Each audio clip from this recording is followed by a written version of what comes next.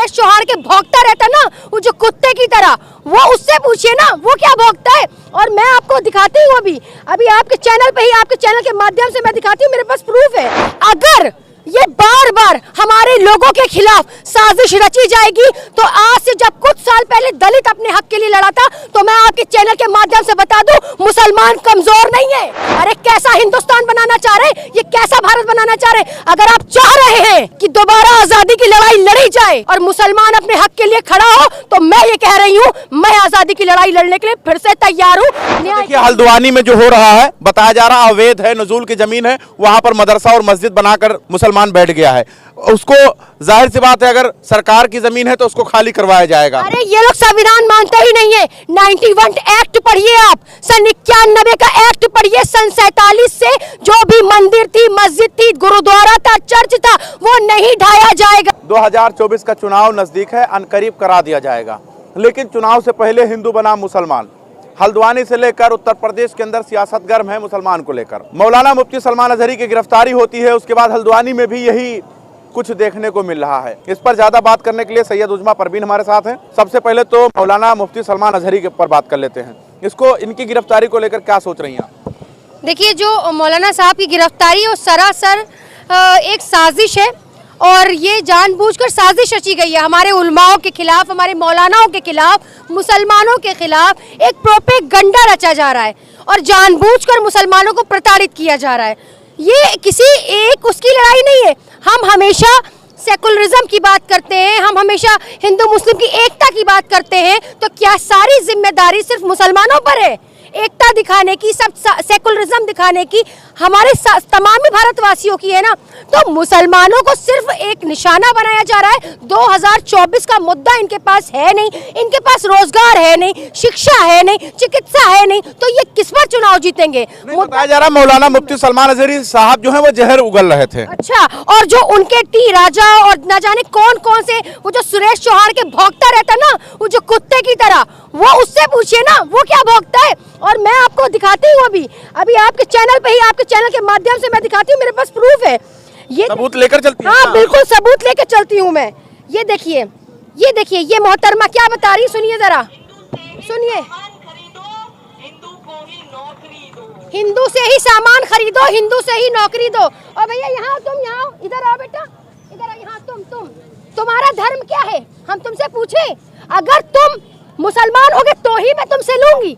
अगर मैं तुम्हारा धर्म पूछती हूँ, मुसलमान कभी तुम्हारा धर्म पूछता है आके? तुम हिंदू हो कि मुसलमान? तुम्हारा सामान लेने से मतलब है ना। तो ये जनता के, ये गरीबों के पेट पर लात मारने का काम किया जा रहा है। हिंदू से सामान खरीदो, तो हिंदू मुसलमान अगर ये लोग करने लगे तो फिर रोजगार आप दे नहीं पा रहे, तो गरीब जो ठेले वाले हैं, मजदूर हैं, सब्जी वाले हैं, तो उनसे सामान कौन लेगा? फिर लोग पहले मजहब पूछेंगे तब सामान लेंगे। तो इस तरह का माहौल देना चाह रहे हैं देश को मोदी जी। मोदी जी, ये आपकी जो झूठी मूठी राजनीति है ना, ये जो आपकी जो झूठी धांधली वाली राजनीति है, इसको बंद कीजिए, ये बंद होनी चाहिए। टीवी चैनलों पे चल रहा है मौलाना मुफ्ती सलमान अजहरी जो है वो पाकिस्तान बनाना चाहते भारत। अच्छा, मौलाना साहब ने अगर एक कविता में बोल दिया और वो भी इनको नहीं बोला, जिसको बोला उसको लग रहा है तो शायद उसको बोला, लेकिन उनको नहीं बोला। लेकिन रोज रात दिन जो मुसलमानों को गाली देते हैं, मुल्ले काटे जाएंगे ये कहते हैं, माँ बहन की गालियां देते हैं मुसलमानों को, शरीयत को बुरा कहते हैं, कुरान को बुरा कहते हैं, हमारे नबी की शान में गुस्ताखी करते हैं, वो कौन लोग हैं? वो कौन लोग हैं बताइए आप? वो कहाँ से आते हैं? वो क्या इनके पेट किए हुए गुंडे हैं? क्या वो भगवा गुंडे हैं जिसको इन्होंने पैसे देकर बुलाया है और हमें गाली देने के लिए? अगर ये बार बार हमारे लोगों के खिलाफ साजिश रची जाएगी तो आज से जब कुछ साल पहले दलित अपने हक के लिए लड़ा था, तो मैं आपके चैनल के माध्यम से बता दूं, मुसलमान कमजोर नहीं है, समझ लीजिए। आप कहते हैं उल्मा जैसे ही बोलते हैं, अगर अपने हक की बात बोलते हैं आप उनको नोटिस जारी कर देते हैं। आप कहते हैं फिलिस्तीन के लिए दुआ नहीं कर सकते, फिलिस्तीन के लिए दुआ करोगे तो नोटिस जारी कर देंगे, दंड देंगे। अरे कैसा हिंदुस्तान बनाना चाह रहे, ये कैसा भारत बनाना चाह रहे? अगर आप चाह रहे हैं कि दोबारा आजादी की लड़ाई लड़ी जाए और मुसलमान अपने हक के लिए खड़ा हो, तो मैं ये कह रही हूँ, मैं आजादी की लड़ाई लड़ने के लिए फिर से तैयार हूँ। और मोदी जी छोड़ी है, मोदी जी या अमित शाह, ये काले अंग्रेज हैं। एक गोरे अंग्रेजों से लड़ते सन 47 में, अब हम काले अंग्रेजों से लड़ रहे हैं। क्या तमाशा लगा रखा है मुसलमान मुसलमानों को परेशान कर दिया है, मुसलमानों को खून के आंसू रुलाना चाह रहे, मुद्दे से भटकाना चाह रहे। अच्छा, अगर मुसलमानों के घर गिरते हैं, मुसलमानों की दुकानें गिरती हैं, तो कितने हिंदुओं को रोजगार देंगे मोदी जी? इसका जवाब है आपके पास? कितने हिंदुओं को रोजगार मिलेगा? अगर एक मुसलमान का घर गिरता है तो कितने हिंदुओं को रोजगार मिलना चाहिए?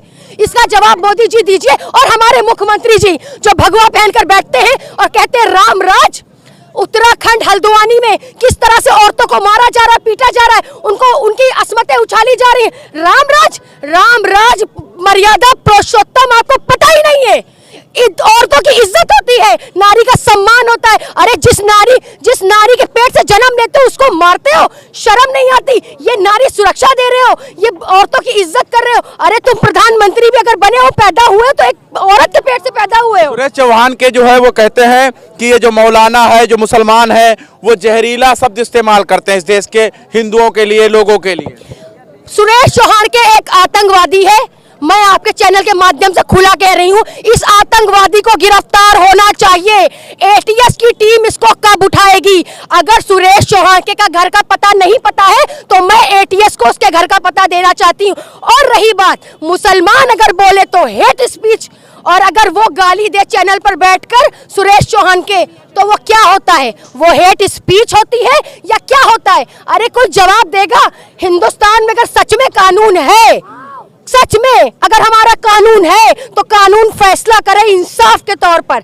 इंसाफ चाहिए, न्याय चाहिए हमें। हम मुसलमान लड़ रहे हैं आज न्याय। देखिए, हल्द्वानी में जो हो रहा है, बताया जा रहा अवैध है, नजूल की जमीन है, वहां पर मदरसा और मस्जिद बनाकर मुसलमान बैठ गया है। उसको जाहिर सी बात है, अगर सरकार की जमीन है तो उसको खाली करवाया जाएगा। अरे ये लोग संविधान मानते ही नहीं है। 91 एक्ट पढ़िए आप, सन 91 का एक्ट पढ़िए। सन 47 से जो भी मंदिर थी, मस्जिद थी, गुरुद्वारा था, चर्च था, वो नहीं ढाया जाएगा, वो डेमोलिश नहीं किया जाएगा।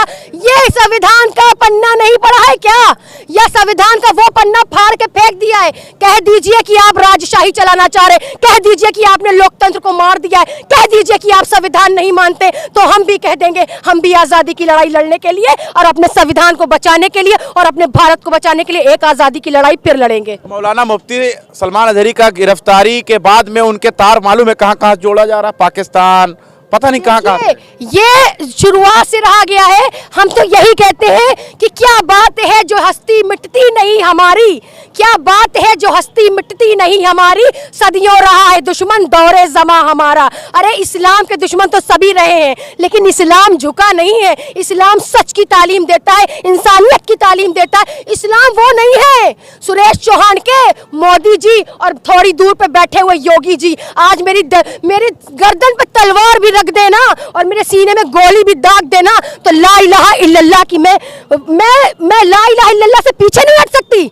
मुसलमान धर्म ये नहीं सिखाता, इस्लाम धर्म, कि तुम किसी का कत्ल करो बेवजह, लेकिन हाँ अगर जुल्म हो तो जुल्म के खिलाफ खड़े हो जाओ, ये भी इस्लाम सिखाता है। लेकिन भाजपा सबका साथ सबका विकास का नारा देती है। किसका साथ किसका विकास? किसी का साथ नहीं, ना हिंदू का साथ, ना मुसलमान का साथ, सिर्फ अपना साथ, अपने नेता का विकास और अपना ही सारा सब कुछ इनका नहीं है। ये लोग जानबूझ के झूठ मूठ की राजनीति करके हिंदू मुस्लिम करना चाह रहे। अरे दंगे से क्या होगा?